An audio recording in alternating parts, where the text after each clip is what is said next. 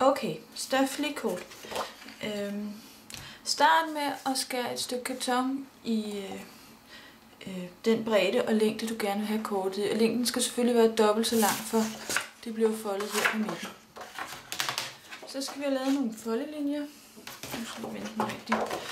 Og i første omgang, ellers jeg kan få den her ud. I første omgang, så skal du lave en foldelinje på midten af dit kort. Mit karton her, det er 6x12, for jeg vil gerne lave et 6x6 stoflikort. Så jeg laver en foldelinje her ved 6-tommellinjen. Og så skal du i den ene eller den anden ende, og i det her tilfælde, der er det sådan set fuldstændig ligegyldigt, hvad for en af dem. Der skal du lave en foldelinje mere, som er halvdelen af den længde, du gerne vil have dit kort til at være i. Så i det her tilfælde, så, da jeg vil have, at det skal være 6x6, så skal jeg lave en foldelinje lige midt imellem, så der er 3 tommer på hver side. Jeg ved ikke rigtigt, om kameraet kan fange det. Ja. Så skal der foldes. Og så vil det blive nogenlunde lige. Først på midten. Og så her. Midten igen. Og så har du egentlig mekanikken til dit stoflikort her. Så skal du have noget på forsiden. Og der er det vigtigt, at du kun limer fast hernede i bunden og ikke heroppe. Normalt så vil jeg have taget et 6x6 stykke karton mere og dække hele forsiden med i samme farve. Men i dag der vil jeg egentlig lade den stå som den er.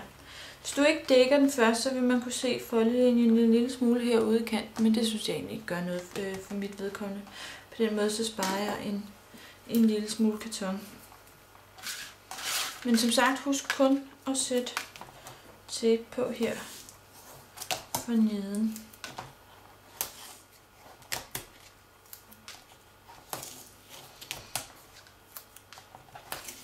Og de må jo godt lige få lidt ekstra for at sidde ordentligt fast, så man er sikker på, at der skal nok både blive rørt og pillet og set og kigget og alt det der, så det er altid en god idé at få det sat lidt ekstra godt fast.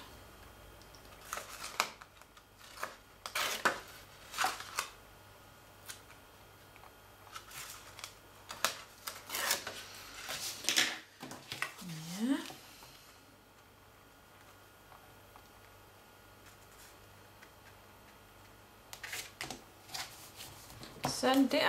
Når du så løfter kortet, så vil det løfte sig op sådan her. Indeni skal du også have noget til at sidde.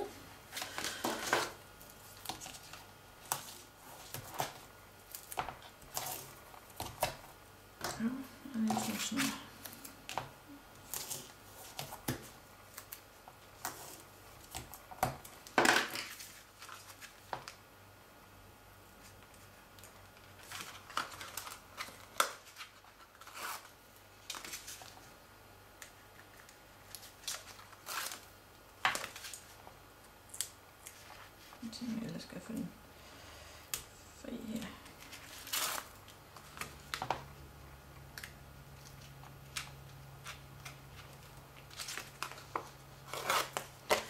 Så.